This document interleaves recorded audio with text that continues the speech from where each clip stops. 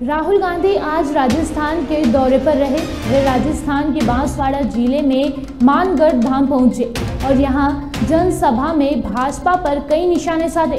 बांसवाड़ा में मानगढ़ धाम पर जनसभा को संबोधित करते हुए राहुल गांधी ने कहा कि यहां आदिवासियों ने अंग्रेजों के खिलाफ जो लड़ाई लड़ी उसके लिए आदिवासी समाज को धन्यवाद। राहुल बोले कि जब मैं छोटा था तब मेरी दादी इंदिरा ने मुझे एक किताब दी थी जो आदिवासी बच्चे के बारे में थी। वह बच्चा जंगल में जिंदगी जी रहा था। वो किताब मुझे बहुत अच्छी लगती थी। दादी के साथ में वो किताब खूब पढ़ता था। आइए सुनते हैं क्या कुछ बोले राहुल गांधी। अभी हमारे युवा नेता, राष्ट्रीय नेता परम सम्मानीय राहुल गांधी जी स्मारक पर श्रद्धांजलि अर्पित कर रहे हैं। आज विश्व आदिवासी दिवस है तो मानगढ़ धाम पर पधारे हैं। मैं जिला कांग्रेस कमेटी की ओर से सचिन पायलट साहब से निवेदन करता हूं कि वो जनता को संबोधित करें।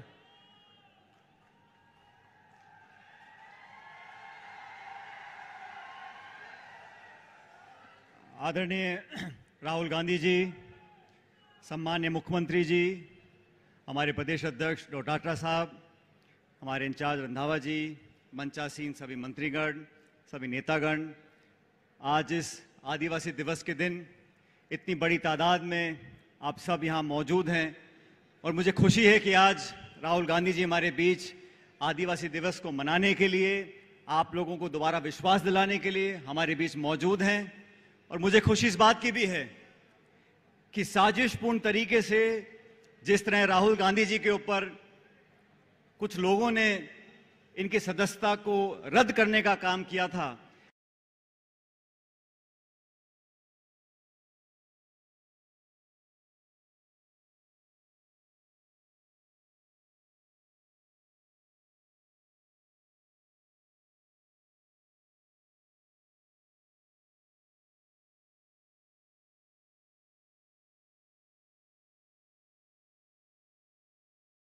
के सवाल पूछ रहे हों, चाहे अर्थव्यवस्था के सवाल पूछ रहे हों, जिस मंशा से उन्होंने राहुल जी को टेलीविजन पे ना दिखाने का काम किया है, पौने घंटे के भाषण में 10-12 मिनट तो उनको दिखाया, बाकी नहीं दिखाया। यही काम ये सरकार केंद्र की कर रही है और इसका जवाब देने के लिए इस प्रकार के साजिशपूर्ण कार्रवाई जो बार बार ये सरकार करती है, इसका जवाब देने के लिए राहुल गांधी जी ने पिछले साल भारत जोड़ो यात्रा शुरू करी थी। केरला से लेकर कश्मीर तक गए थे, लोगों को जोड़ने के लिए, लोगों को सुनने समझने के लिए, उनको आश्वासित करने के लिए। राहुल जी, आपको याद होगा बांसवाड़ा जिले में आज से ठीक 5 साल पहले जुलाई के महीने में हमने एक आम सभा करी थी। प्रचंड बहुमत वाली भाजपा सरकार यहां पर थी। आप यहां पर आए, वागड़ की धरती में आप लोगों ने, हमने सबने मिलकर लोगों को संबोधित किया। उसका परिणाम था 2018 के चुनाव में यहां कांग्रेस पार्टी की सरकार बनी थी। आज फिर आप यहां पर आए अगस्त के महीने में और लाखों की तादाद में जो हमारे नौजवान साथी यहां मौजूद हैं। साथियों, मेरे आदिवासी बहनों भाइयों, समय बदल रहा है, अपेक्षाएं बदल रही हैं, उम्मीदें बदल रही हैं। आज से 20 साल पहले जो आज हमारे नौजवान सपना देखते हैं, आज उसमें बदलाव आया है। और वो लोग, वो दल जिनकी पार्टी 35-40 साल पुरानी है, जिनको इतिहास संस्कार के बारे में जानकारी नहीं है, लेकिन छल कपट कर कर, मनमुटाव कर कर, द्वेष ईर्ष्या पैदा कर कर, लोगों को आपस में झगड़वा कर वोट लेने का काम करते हैं, उनके जाने का समय आ चुका। इस साल के अंत में चुनाव होंगे। मध्य प्रदेश, राजस्थान, छत्तीसगढ़, तेलंगाना, चारों स्टेट्स में हमारी सरकार बनने जा रही है। मैं खास करके 36 कौम के लोगों से, नौजवान भाइयों से बोलना चाहता हूं, कांग्रेस वो पार्टी है जिसने हमेशा हमारे दलित भाई हों, आदिवासी भाई हों, ओबीसी भाई हों, 36 कौम के लोगों को साधने का काम किया है। नीतियां बनाई हैं, योजनाएं बनाई हैं, बजट दिया है, धरातल पर काम करके दिखाया है। आज आप लोगों की जिम्मेदारी है, जो देश में प्रचार करते हैं भाई को भाई से लड़ाने का काम। डबल इंजन की सरकार हिमाचल प्रदेश में, ये डबल इंजन की सरकार हमने फेल करी है करना। अब समय आ गया, इसका मेन इंजन फेल कर दो दिल्ली वाला 2024 के चुनाव में। लेकिन आज राहुल जी, मैं आपका स्वागत करता हूं और जो ऊर्जा और जिस उत्साह से इस सब लोग यहां पर घंटों से बैठे हैं, इस बात का प्रतीक है कि आने वाला समय कांग्रेस पार्टी का है। आपका उद्बोधन सुनने के बाद इस सभी नौजवान भाई, छत्तीस कौम के लोग और विशेष रूप से हमारे आदिवासी भाई बहन जब घरों में जाएंगे, नए संकल्प के साथ जाएंगे। कुछ महीनों के बाद जब चुनाव होगा तो हमारी सरकार के जो काम है, पार्टी की जो रीति नीति रही है, हमारा मैनिफेस्टो रहा, उस पर हम लोगों ने काम किया और मुझे पूरा विश्वास है आज की इस ऐतिहासिक सभा के बाद कांग्रेस पार्टी का झंडा पूरे देश में गूंजेगा और राजस्थान में आप पुनः हमारी सरकार दोबारा बनाएंगे। एक बार पुनः राहुल जी आपका बहुत बहुत धन्यवाद। जय हिंद, राम राम साहब।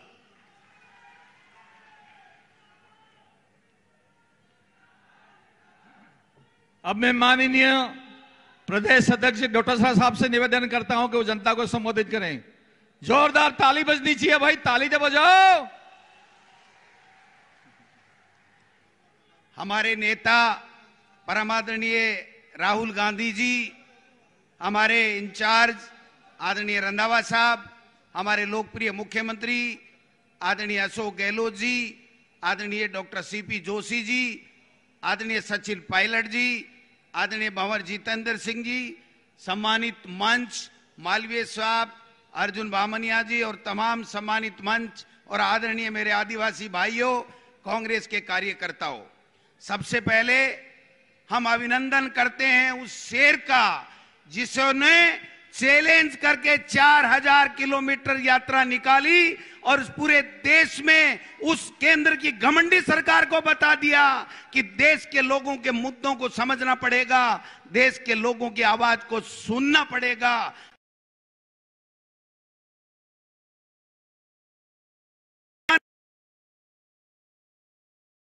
हमारे नेता राहुल गांधी जी फिर दहाड़ करके हमारे आदिवासियों भाइयों को साथ लेकर के इस देश में जो अहंकारी सरकार है उसका घमंड चूर करने का आगाज आज राजस्थान की इन मानगढ़ की पवित्र स्वतंत्रता सेनानियों की धरती से करने जा रहे हैं। मैं एक बात निवेदन करना चाहता हूं, आज हमारा इस बात का भी सौभाग्य है कि आदिवासी भाई और बहनों के लिए जो अत्याचार हो रहे हैं, जो जुल्म हो रहे हैं, जो बलात्कार की घटनाएं हमारी आदिवासी माँ बेटी बहनों के साथ में मणिपुर में हो रही हैं, उसके लिए राहुल गांधी जी हमारे नेता आज लोकसभा में दहाड़ करके उस रावण रूपी केंद्र की सरकार को चेता करके आए हैं कि अहंकार आपका मिटा के रहेंगे। आज इस पावन धरती से हम संकल्प लेने वाले हैं कि जिस प्रकार से हमारी नेता इंदिरा गांधी जी ने गरीबी मिटाओ का नारा दिया था, हमारी लोकप्रिय सरकार ने मुख्यमंत्री अशोक गहलोत जी के नेतृत्व में महंगाई घटाओ का काम शुरू कर दिया है और ये महंगाई घटा के रहेंगे। केंद्र की मोदी सरकार ने न महंगाई घटाई, न आदिवासियों का ख्याल रखा, न माता बहनों को ख्याल रखा, केवल अहंकार में डूबे हुए हैं। इसलिए मैं राहुल जी आपसे पावन दिवस के ऊपर आपका आदिवासी भाइयों के बीच में स्वागत तो है ही है, लेकिन राजस्थान की इस पावन मानगढ़ की धरती से आपका जो आह्वान होगा, यहां से हम सब संकल्प लेकर के जाएंगे। 2023 में पुनः कांग्रेस की सरकार बनाएंगे और 2024 में उस केंद्र की घमंडी सरकार को मुंह तोड़ जवाब देंगे और सत्ता से हटा के रहेंगे। इन्हीं शब्दों के साथ आपका पुनः बहुत बहुत हार्दिक स्वागत, अभिनंदन। हम चाहते हैं कि हम राहुल जी को सुने, इसलिए मैं ज्यादा नहीं कह के इतना कहना चाहता हूं। सत्ता और संगठन समन्वय के साथ इन आदिवासी भाइयों के साथ में मिलकर के हम लोग राजस्थान में पुनः भारी बहुमत के साथ में राजस्थान में आपके नेतृत्व में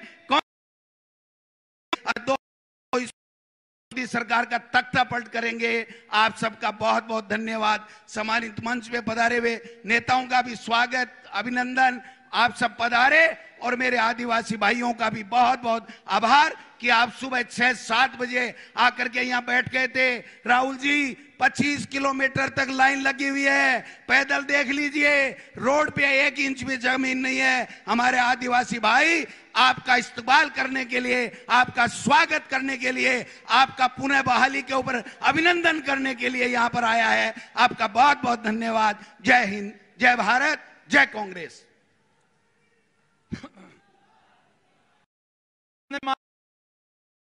बड़ी ताली बजाएं, जोरदार ताली बजाएं।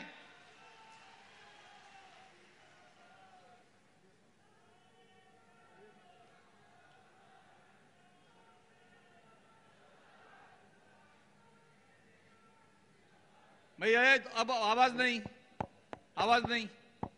हमारे महबूब नेता राहुल गांधी जी, हमारे प्रभारी रंधावा साहब, प्रदेश कांग्रेस के अध्यक्ष गोविंद हुतासा जी, doctor CP Joshi ji, doctor भंवर जितेंद्र सिंह जी, महामंत्री आयशी जी, सचिन पायलट जी, रघु मीणा जी, आदरणीय गिरिजादास जी, रामेश ढूडी जी, रघु शर्मा जी, निजामुद्दीन जी काजी, अमृता धवन, धीरज गुजर जी, महेंद्र जी मालविया, अर्जुन बामनिया जी, ताराचंद जी भगोरा, तमाम यहाँ उपस्थित मंत्रीगण, विधायकगण, जिला अध्यक्ष अमित पंड्या जी और तमाम उपस्थित मेरे प्यारे भाइयों और बहनों, बुजुर्गों, नौजवान साथियों, मुझे बहुत पसंद था कि मैं सबसे पहले अपनी ओर से, आप सबकी ओर से, पूरे प्रदेशवासियों की ओर से हमारे नेता राहुल गांधी जी का वागड़ की धरती पर और मानगढ़ की पहाड़ियों पर, जहाँ गोविंद गुरु के नेतृत्व में हजारों आदिवासियों ने बलिदान दिया आज़ादी जंग के लिए, और सौभाग्य से आज का दिन है, करो या मरो 1942 के अंदर अंग्रेजों भारत छोड़ो का नारा दिया गया था महात्मा गांधी ने, वो भी आज का दिन हमें याद है। आज के दिन विश्व आदिवासी दिवस भी है। हमने आप सबकी भावनाओं का आदर करते हुए आज के दिन को राजकीय अवकाश घोषित किया है। आप सबको बधाई, आप सबको। मानगढ़ का ये धाम आने वाले वक्तों में एक स्मारक के रूप में डेवलप किया जाएगा। भारत सरकार ने वादा किया था, वादा निभाया नहीं है, प्रधानमंत्री जी ने किया,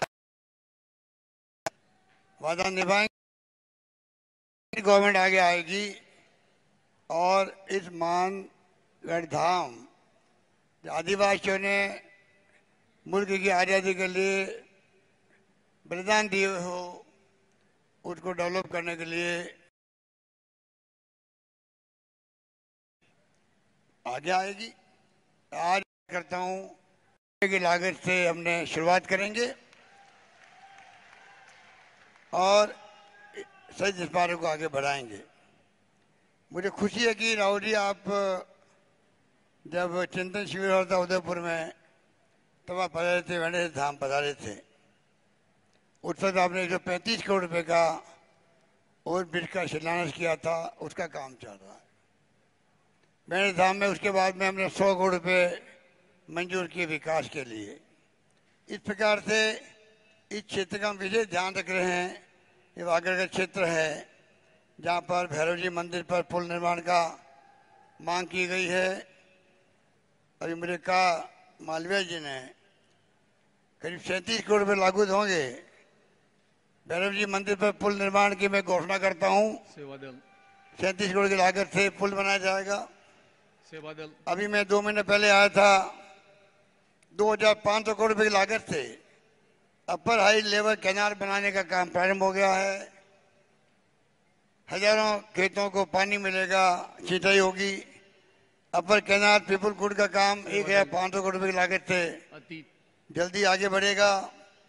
इस प्रकार से जो मांगा मुझसे आप सबने, मैंने कभी मना नहीं किया और मैंने कहा था कि आप सब लोग मांगते मांगते थक जाओगे और मैं देते थे नहीं थकूंगा। वो मैंने वादा निभाया आप लोगों से।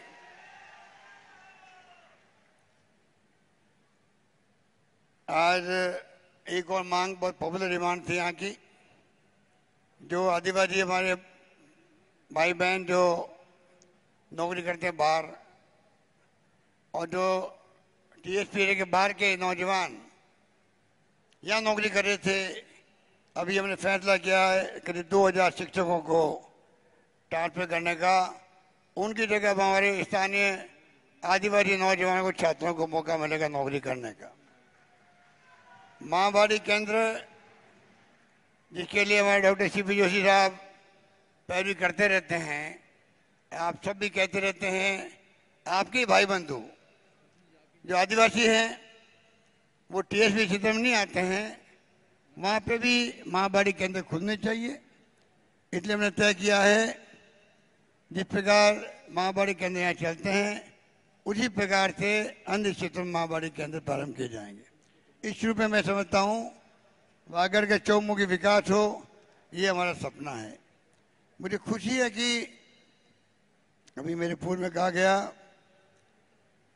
राजीव जी प्रधानमंत्री बने तो सबसे पहले आदिवासी क्षेत्रों में गए थे, चाहे उड़ीसा के हो, झारखंड के हो, मध्य प्रदेश के हो, अब छत्तीसगढ़ अलग बन गया है, महाराष्ट्र के हो, गुजरात के हो या राजस्थान के हो। मुझे सौभाग्य मिला था उस वक्त मैं प्रदेश कांग्रेस अध्यक्ष था, तब मैं राजीव जी के साथ में, सोनिया जी के साथ में डूंगरपुर जिले में हम लोग गांव-गांव में गए थे। एक मैसेज दिया पूरे देश के तमाम ब्यूरोक्रेट को भी, नेताओं को भी, प्रधानमंत्री की पहली प्रायोरिटी जो है देश के अंदर वो है किस प्रकार से आदिवासी क्षेत्रों का विकास हो, आदिवासी समस्या का हल हो। मुझे खुशी है उसी भावना को सामने रखते हुए सोनिया गांधी जी ने, मनमोहन सिंह जी ने जो वनों का अधिकार का कानून पास किया है, उसके बाद में यहाँ पर सामुदायिक पट्टे हों, व्यक्तिगत पट्टे हों, वो मिलने लगे हैं। अभी राहुल जी जब भारत जोड़ो यात्रा में आए थे तब उन्होंने मुझसे भी कहा ये इश्यू बना हुआ अभी तक भी है, जो सामुदायिक पट्टे नहीं मिल पा रहे हैं उनको पट्टे मिलने चाहिए। वो अभियान भी हम अलग से चला रहे हैं, आगे भी और इसको मजबूत करेंगे। इस तरह से चाहे इंदिरा गांधी जी थी, चाहे राजीव जी थे, चाहे सोनिया जी है, राहुल गांधी है, इनका जो आदिवासियों के प्रेम है, जो रिश्ता है, उसका मुझे कहने की आवश्यकता नहीं है। आप सब जानते हैं किस प्रकार से 50 साल से मैं देख रहा हूँ हमेशा आदिवासी की बात की जाती है, विकास की बात की जाती है। आदिवासियों का प्रेम किससे है? प्रकृति से है। प्रकृति के पुजारी आदिवासी होते हैं। और मुझे याद है इंदिरा गांधी जी ने पहली बार, हमें गर्व करना चाहिए देशवासियों को, इंदिरा गांधी जैसे महान नेता ने, जब दुनिया उस बात को ध्यान नहीं दे रही थी, दुनिया के मुल्क ध्यान नहीं दे रहे थे, आज तो पर्यावरण की बात सब करते हैं, ग्लोबल वार्मिंग की बात करते हैं, उस जमाने में इंदिरा गांधी थी। सबसे पहले जो आदिवासी की भावना है प्रकृति के प्रेम की, उसी रूप में इंदिरा जी ने पर्यावरण को लेकर के जो समस्या आने वाली है देश और दुनिया में, उसकी तरफ ध्यान आकर्षित किया था। दुनिया के मुल्कों का इस बात का गर्व हमें इस मुल्क वालों को आज भी बना हुआ है, ये मैं आपको कहना चाहता हूँ। मुझे खुशी है कि वही भावना रख करके कांग्रेस पार्टी की नीतियाँ, उसके कार्यक्रम, उसके सिद्धांत आज राहुल गांधी ने कहा था संसद के अंदर, भारत माता की रक्षा करने का काम उनका है। झंडा उठा लिया है, जो 4 मुद्दे रखे भारत जोड़ो यात्रा में, महंगाई बेरोजगारी तो है ही है, पर देश को समझना पड़ेगा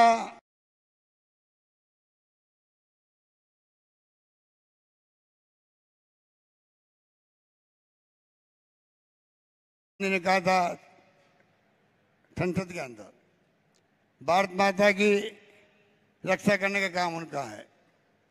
झंडा उठा लिया है, जो 4 मुद्दे रखे भारत जोड़ो यात्रा में, महंगाई बेरोजगारी तो है ही है, पर देश को समझना पड़ेगा जिस प्रकार से उन्होंने कहा है प्रेम, भाईचारा, मोहब्बत, अहिंसा से देश आगे बढ़ता है, देश एक रहता, अखंड रहता है। उन्होंने कहा है गरीब अमीर की खाई नहीं बढ़नी चाहिए। 4 मुद्दे हैं, उसी को लेके मैंने अपना बजट पेश किया है, मुझे इस बात का गर्व है। उसी के आधार पर आज पूरे राजस्थान के घर घर में एक संदेश गया है, जो राहुल गांधी ने कहा था, उस भावना को रख करके जो बजट में घोषणा की है, खाली घोषणा नहीं की है, पहली बार सुनो कि आप प्रदेशवासियों से घोषणा लागू हो रही है। और सगा वापिस रिपीट हो रही है, पहली बार सुनने को राजस्थान में मिल रहा है पूरे प्रदेश के अंदर। इसलिए आप सोच सकते हो जो फैसले हमने किए हैं वो आपके सामने हैं। दुर्भाग्य से एक तरफ तो का मावजी महाराज, संत गोविंद गुरु, भगवान बिरसा मुंडा, पुंजा राणा पुंजा, वीरबाला कालीबाई, नाना भाई खाट और भीखाबाई भील जैसे महापुरुष हुए यहाँ पर, उसी रूप में आगे बढ़ना चाहते हैं। और एक क्षेत्र है मणिपुर, आग लगी हुई पूरे प्रदेश के अंदर, और भारत सरकार, मोदी जी, अमित शाह जी सोए हुए हैं। पूरी दुनिया में क्या आलोचना हो रही है हमारी, इनको आज इस बात की सोच ही नहीं है, एहसास ही नहीं है दुनिया क्या सोच रही है। एक देश, एक प्रदेश जल रहा है, परवाह नहीं है। हमें इस बात का अफसोस है, हमारे स्वाभिमान पे चोट की है प्रधानमंत्री मोदी जी ने जब कहा कि राजस्थान, छत्तीसगढ़ और मणिपुर के अंदर जो है क्या हो रहा है, मुख्यमंत्री को चाहिए ध्यान रखे। कहा मणिपुर, कहाँ राजस्थान, कहाँ छत्तीसगढ़, वहां भी राजनीति करने नहीं चुके प्रधानमंत्री मोदी जी। अब बताइए इस बड़ा दुर्भाग्य देश का क्या होगा, किस दिशा में देश को ले जाना चाहते हैं, किस दिशा में देश जाएगा कोई नहीं जानता है। इन हालातों में चल रहे हैं। इसलिए मैं कहने को बहुत सारी बातें हैं, पर राहुल जी को हम सुनना चाहेंगे। मैं इतना ही कहना चाहूँगा, जो कानून राहुल जी आपने हमेशा कहा है, SC/ST का कानून बनाओ, जो बजट में घोषणा होती है पूरा बजट उसी में खर्च होना चाहिए। हमने कानून बना दिया उसको। हमने 200 करोड़ रुपये छात्रवृत्ति रखी है अलग से। हॉस्टल 219 बनाए हमारे यहाँ पर, 50,000 बच्चे उसमें आरक्षित वर्ग के पढ़ते हैं, रहते हैं। आज मैं घोषणा करता हूँ 50,000 की बजाय 1 लाख बच्चे हॉस्टल में रहेंगे, आदिवासियों के, SC/ST के, OBC के, उनका एक्सपोजर होगा। इस प्रकार से हमने महंगाई राहत कैंप लगाए, घर घर के अंदर उसका लाभ मिल रहा है। मैं उसमें जाना नहीं चाहूँगा। राइट टू हेल्थ एक्ट बना दिया, देश में कहीं नहीं है। राहुल जी तो हमारी जब दवाएं फ्री करी थी, मैंने टैक्स फ्री किए थे, तब राहुल गांधी जी ने पूरे देश के अंदर प्रचार किया था। आज तो हमने राइट टू हेल्थ एक्ट बन गया, 25 लाख का बीमा हो गया, 6 लाख का दुर्घटना बीमा हो गया। और अभी जो मैंने मोबाइल फ़ोन दिए हैं, पहले फेज में 40 लाख महिलाओं को फ़ोन मिलने जा रहे हैं, कल से प्रारंभ होगा। राहुल गांधी जी ने शुरुआत कर दी है। 15 अगस्त से अन्नपूर्णा किट योजना शुरू हो रही है, खाने पीने की सामग्री को लेकर के घर घर पहुंचा जाएगा। इस प्रकार से जो फैसले किए हैं, इंदिरा गांधी नाम से रसोई चल रही है, शहरों में, गांव में शुरू हो रही है, 8 रुपये में भोजन दे रहे हैं हम लोग। इस प्रकार से इंदिरा गांधी जी के नाम से स्मार्टफोन बन रहे हैं। और मुझे खुशी है राहुल जी, आपको शायद मालूम होगा, पूरे देश, पूरे प्रदेश के अंदर पिछली बार 30 लाख लोगों ने पंजीकरण कराया था। राजीव गांधी जिन्होंने एशियाड गेम्स को संपन्न करवाया था, उनके नाम से राजीव गांधी ग्रामीण ओलंपिक। इस बार राजीव गांधी शहरी और ग्रामीण ओलंपिक का रजिस्ट्रेशन हुआ है। 58,500,000 लोगों ने रजिस्ट्रेशन करवाया है। वो मैच शुरू हो गए हैं, 6 तरह के गेम्स हैं।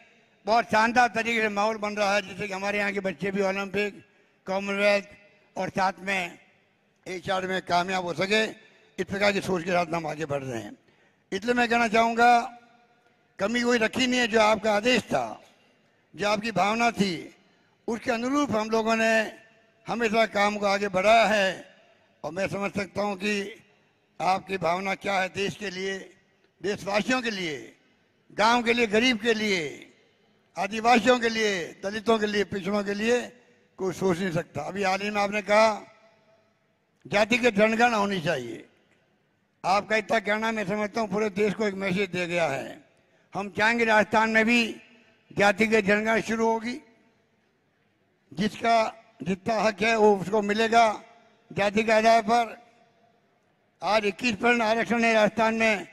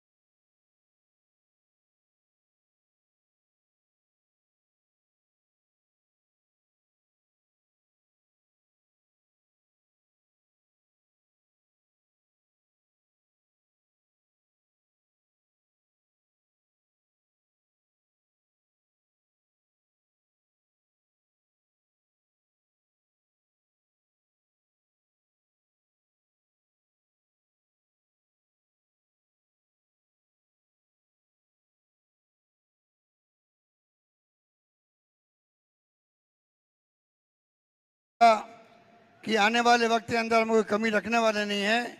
और राहुल गांधी जी को मैं विश्वास दिलाता हूँ, जिस प्रकार आपने झंडा गाड़ रखा देश के अंदर, एकमात्र आप ऐसे नेता हैं जो उन शक्तियों का मुकाबला कर रहे हैं जिनका लोकतंत्र में यकीन नहीं है, जो फासिस्ट लोग हैं, लोकतंत्र की हत्या कर रहे हैं, संविधान की धज्जियां उड़ा रहे हैं, जो संविधान बाबा साहब अम्बेडकर ने बनाया था।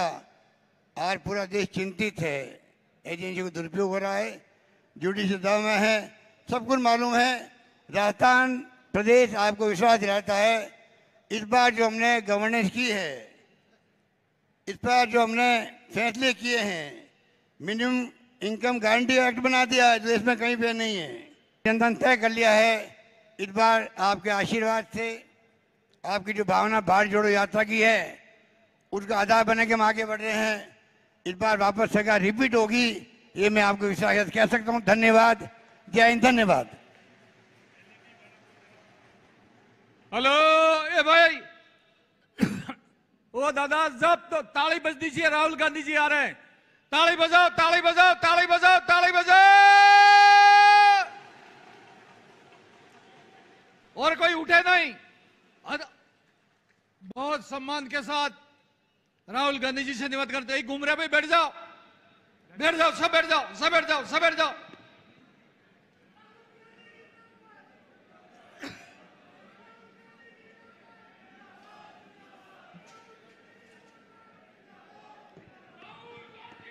सुखविंदर सिंह रंधावा जी, अशोक गहलोत जी,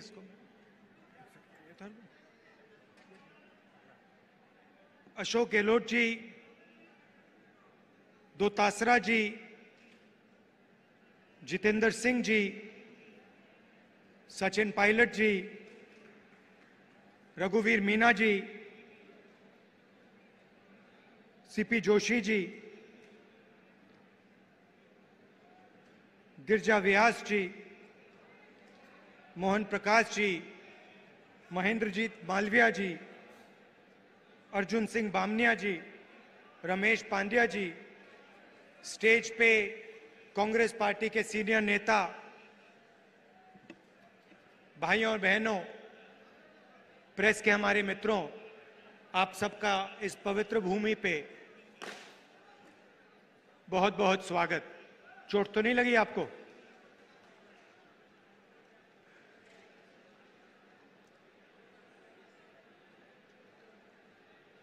शुरू करने से पहले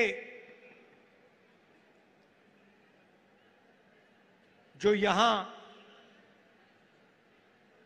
आदिवासियों ने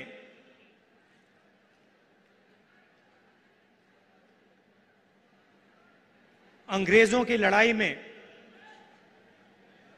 हिंदुस्तान को बनाने के लिए जो काम किया, जो कुर्बानी दी, उसके लिए मैं आप सबको दिल से, आदिवासी समाज को दिल से धन्यवाद करता हूं। आज आदिवासी दिवस भी है और इसके लिए मैं आपको बधाई देता हूं।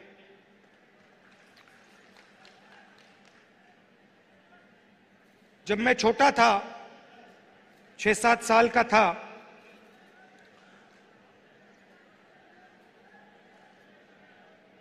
तो मेरी दादी इंदिरा जी ने मुझे एक किताब दी थी। किताब का नाम तेंदू, एक आदिवासी बच्चा, यह नाम था। और वो एक आदिवासी बच्चे की जिंदगी के बारे में किताब थी। वो जंगल में कैसे जीता था,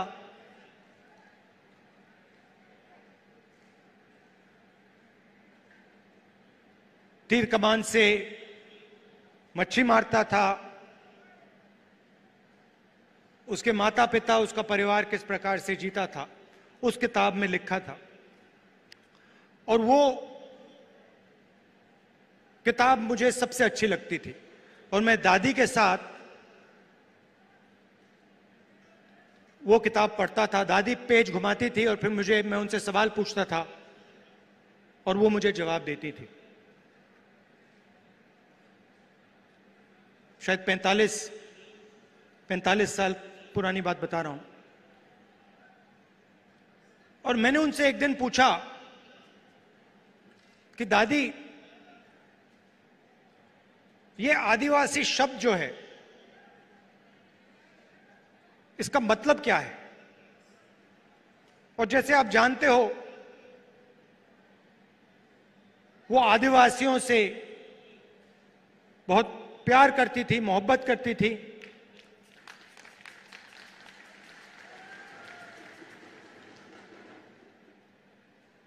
आपसे बहुत गहरा रिश्ता था उनका। तो मैंने ये सवाल पूछा, छोटा सा था मैंने पूछा, ये आदिवासी शब्द क्या होता है? और मुझे आज तक याद है इंदिरा गांधी जी ने क्या कहा था, और मैं आज आपको बताना चाह रहा हूं। उन्होंने कहा कि ये हिंदुस्तान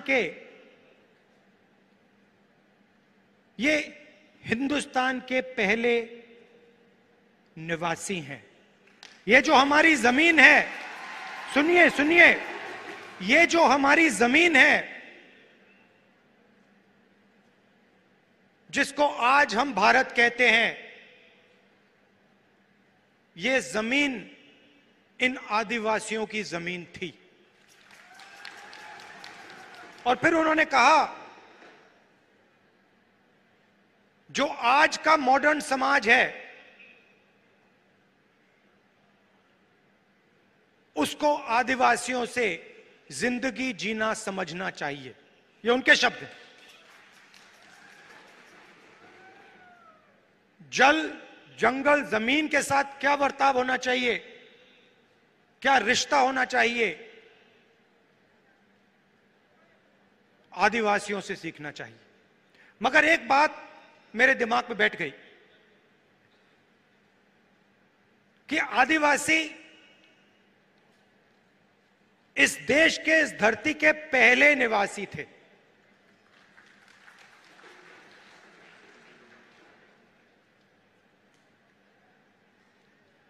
और उन्होंने यह भी कहा कि सालों पहले आदिवासी पूरे हिंदुस्तान में रहते थे और आस्ते आस्ते उनको धकेला गया।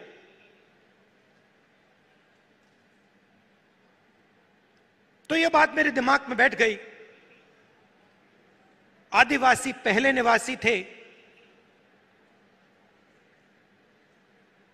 और ये जो पूरा देश है, इसकी जमीन पहले आदिवासियों की हुआ करती थी। तो जब आप यहां शहीद हुए, हिंदुस्तान के जो ओरिजिनल मालिक थे वो यहां अंग्रेजों की गोली खाकर शहीद हुए। अब बीजेपी ने एक नया शब्द निकाला है,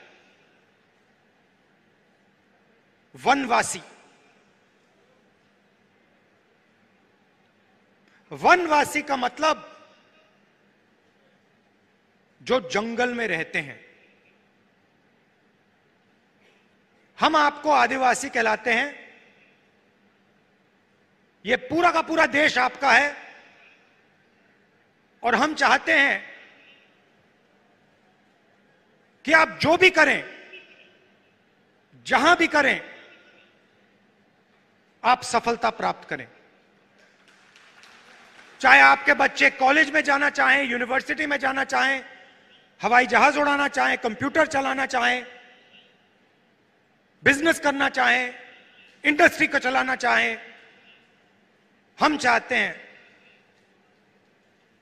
कि आपको मौका मिलना चाहिए। जो भी आप करना चाहते हैं, जो भी आप अपने बच्चों के लिए सपना देखना चाहते हैं, वो आपका सपना पूरा होना चाहिए।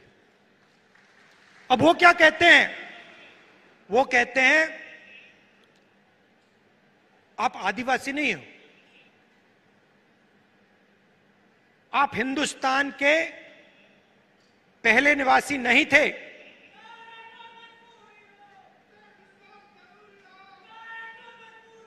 वो कहते हैं कि आप आदिवासी नहीं हो, आप वनवासी हो, मतलब आप इस देश के ओरिजिनल मालिक नहीं हो, आप तो जंगल में रहते हो। यह आपका अपमान है, यह भारत माता का अपमान है, सिर्फ आदिवासियों का नहीं, पूरे देश का अपमान है। आप वनवासी नहीं हो, आप आदिवासी हो। यह पहले आपकी जमीन थी। बीजेपी चाहती है, आरएसएस चाहती है कि आप जंगल में रहो, जंगल के बाहर ना निकलो, आपके बच्चे इंजीनियर ना बने, डॉक्टर ना बने, लॉयर ना बने, बिजनेस ना चलाएं, हवाई जहाज ना उड़ाएं, प्रोफेसर ना बने। वो आप पे वनवासी का ठप्पा डालना चाहते हैं। मतलब आप जंगल में रहते हो, आप दूसरे लोगों से कम हो। हम इस बात को मानने के लिए तैयार नहीं है। हम इस बात को कभी नहीं मान सकते। आप इस देश के मालिक हो, यह जमीन आपकी जमीन है और इस देश में आपको हक मिलना चाहिए। अच्छा, फिर आपसे कहते हैं आप वनवासी हो और फिर आप ही के जंगल को आप ही के हाथों से छीनकर अदानी जी को पकड़ा देते हैं। वनवासी आपको कहते हैं, मगर जब हमने आपको जंगल का, जमीन का, जल का हक दिया, पैसा कानून दिया, आदिवासी बिल दिया, तो बीजेपी ने, आरएसएस ने क्या किया? वो जो औजार हमने आपको दिए थे, उन्होंने एक के बाद एक रद्द कर दिए। वो चाहते हैं कि आप जंगल में रहो और फिर आस्ते आस्ते आस्ते आस्ते जंगल को वो काटते जाते हैं। आस्ते आस्ते जो आपके हक हैं उनको वो छीनते जाते हैं। आपकी जमीन जो है उसको छीनते जाते हैं। वो अंत में चाहते हैं कि वो आपको वनवासी कहें और हिंदुस्तान में जंगली गायब हो जाए, तो आप कहीं के नहीं रहो।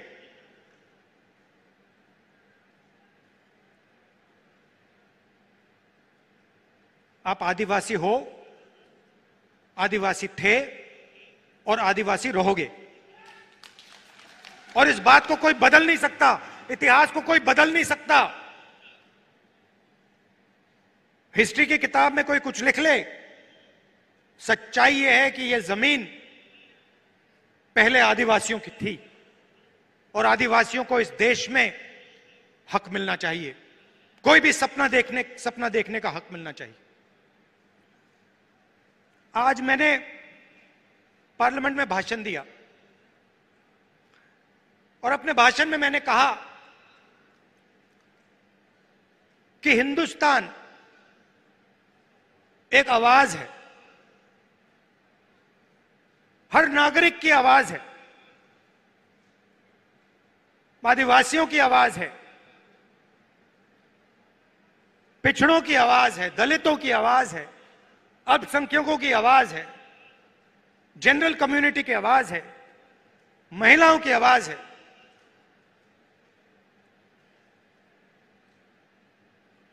और जहां भी ये बीजेपी के लोग जाते हैं, हिंदुस्तान की आवाज को चुप करने की कोशिश करते हैं, दबाने की कोशिश करते हैं। आप देखिए, बीजेपी की सोच ने मणिपुर में आग लगा दी। 3-4 महीने से मणिपुर में आग जल रही है। लोग मारे जा रहे हैं, बच्चे मारे जा रहे हैं, महिलाओं का बलात्कार हो रहा है। मैंने पार्लियामेंट में बोला, मणिपुर में भारत माता की हत्या हुई है।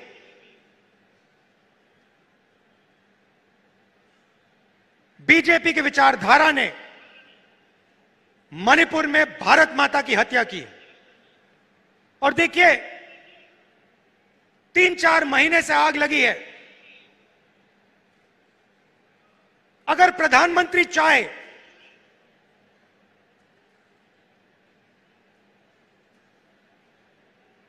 दो 3 दिन में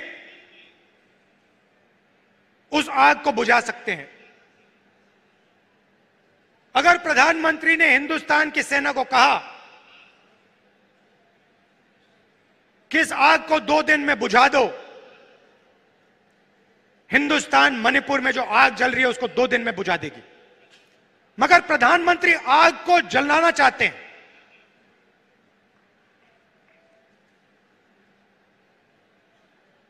उन्होंने तो बांटा है मणिपुर को। और देखिए, 3 महीने हो गए, ऐसा लगता है कि मणिपुर हिंदुस्तान का भाग ही नहीं है, स्टेट ही नहीं है। प्रधानमंत्री ने एक शब्द नहीं बोला। मैं वहां गया, रिलीफ कैंप्स में गया, महिलाओं से बात की, बच्चों से बात की, गले लगा। विपक्ष के मेंबर ऑफ पार्लियामेंट गए, मगर प्रधानमंत्री नहीं गए। एक शब्द आज तक नहीं बोला। जहां भी ये जाते हैं, किसी ना किसी को लड़ा देते हैं। आदिवासियों को कहेंगे तुम्हारी जमीन नहीं है, नफरत फैलाएंगे, हिंसा फैलाएंगे, बाकी लोगों के बारे में गलत शब्द प्रयोग करेंगे। इससे देश को फायदा नहीं होता। राजस्थान में देखिए हमारी सरकार ने क्या क्या किया।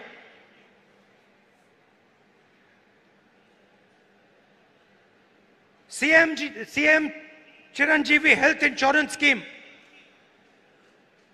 देश का सबसे बेहतर हेल्थ इंश्योरेंस स्कीम है। कालीबाई स्कूटी योजना, मुफ्त में महिलाओं को स्कूटर।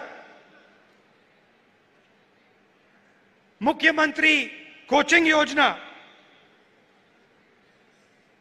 फ्री एंट्रेंस एग्जाम में कोचिंग मुफ्त में। एससी एसटी डेवलपमेंट फंड को 500 करोड़ से 1000 करोड़ कर दिया। तो हम गरीबों की सरकार चलाते हैं, आदिवासियों की सरकार चलाते हैं। पेंशन स्कीम, पुरानी पेंशन स्कीम जो राजस्थान की सरकार ने दी, 90 लाख से ज्यादा लोगों को फायदा पहुंचा। गिग वर्कर्स वेलफेयर एक्ट, जो उबर ओला चलाते हैं, उनकी मदद के लिए। तो हम गरीबों की सरकार चलाते हैं और हम लोगों को जोड़ने का काम करते हैं। पूरे देश में वो नफरत फैला रहे हैं। इसलिए मैं कन्याकुमारी से कश्मीर चला, राजस्थान से भी मैं निकला था। भारत जोड़ो यात्रा हमने की, पूरे देश को जोड़ने का काम किया और एक नारा दिया था, नफरत के बाजार में हम मोहब्बत की दुकान खोलते हैं। और यही हमारा काम है। आदिवासियों भाइयों और बहनों, मैं आपको यह कहना चाहता हूं, मैं आपका सिपाही हूं, दिल्ली में रहता हूं, मगर जब भी आप चाहो मुझे आप राजस्थान बुला लो, अपने घरों में बुला लो, और जो भी आप चाहते हो आप मुझसे पूछो, हमारी सरकार से पूछो, और हम दिल से आपकी पूरी मदद करेंगे। हम चाहते हैं कि जो आपका हक है आपको मिले, जो आपके सपने हैं वो पूरे हों, आपके बच्चे यूनिवर्सिटी, कॉलेज और जिंदगी में तेजी से आगे बढ़ें। आपने जो इस देश के लिए कुर्बानी दी, जो आपने खून दिया, उसको हम कभी नहीं भूल सकते। बहुत बहुत धन्यवाद। जय हिंद।